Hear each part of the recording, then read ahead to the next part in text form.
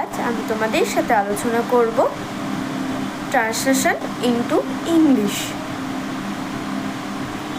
আমি রোজ পড়াশোনা করি। I study daily. আমি এখন পড়াশোনা করছি। আই অ্যাম স্টাডিং নাও। আমি সবেমাত্র পড়াশোনা শেষ করেছি। I have finished studying just now.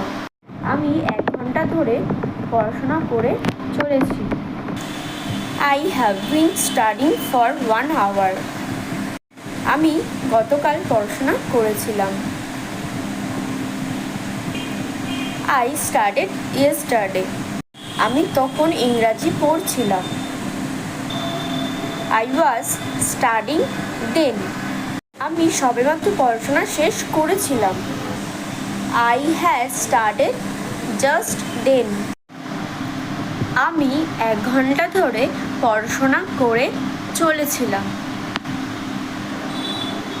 I had been studying for 1 hour.